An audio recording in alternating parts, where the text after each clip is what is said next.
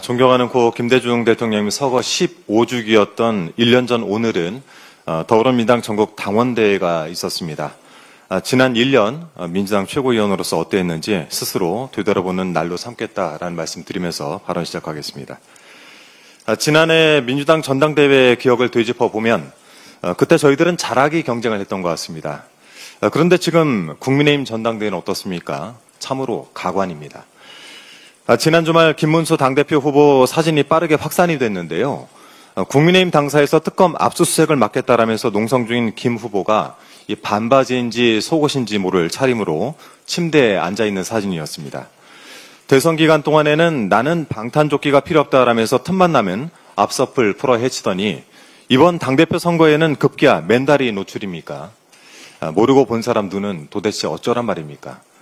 혹시라도 체포영장 집행에 속옷 차림으로 난동을 부린 윤석열처럼 특검과 맞섰다는 선전 문구를 기획하고 있는 것은 아닌지 모르겠습니다.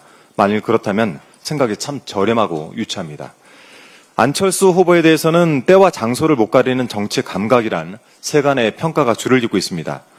지난 금요일 광복절 경축식에서 이재명 대통령을 향해 작은 현수막을 펼쳐든 일이 있었죠.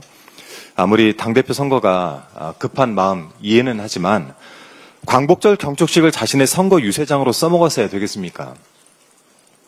이래놓고 어제 당대표 후보자 토론회에서 이 일을 언급하면서 누가 민주당과 제대로 맞서고 있는가라고 되물었다죠. 정말 정신 차리고 들어보십시오. 그날 안철수 후보가 맞섰던 것은 이재명 대통령과 민주당이 아니라 순국 선열과 애국지사였습니다. 광복의 정신을 새기고 국민과 더불어 축하하는 자리에서 이 망령되게도 이런 일을 벌였다는 것은 도저히 용납을 하기 어렵습니다. 윤석열 체에서라면 사지가 들려서 쫓겨났을 일인데 그나마 체면이라도 차릴 수 있게 해준 대한민국 민주주의의 높은 수준과 품격에 감사하길 바랍니다. 그리고 이제 제발 좀 철 좀 드십시오. 장동혁 후보는 당원들에게 편지를 썼다라고 하는데요. 제가 그 편지를 읽어보니까 이재명 정부를 비판한답시고 광란의 권력 파티, 삼류 조폭 정치 같은 수위를 넘나드는 막말이 매우 인상적이었습니다. 이 자백에 가까운 이 말을까지 듣고 있자 보니까 국민의힘 전당대회는 그야말로 팝콘 가게 아닌가 싶습니다.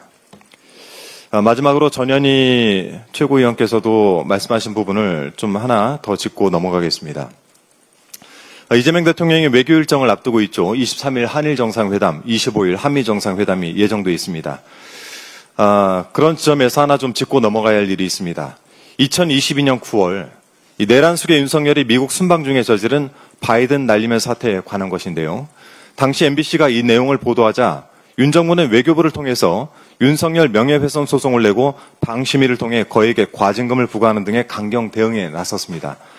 그런데 어제 보도에 따르면 당시 윤석열 대통령실은 대국민 듣기평가가 아닌 대국민 사과를 준비하고 있었다고 합니다. 명예훼손 소송을 제기한 외교부도 외교부가 명예훼손 당사자도 아닌데 소송을 하면 안 된다라는 의견을 냈던 것으로 보입니다.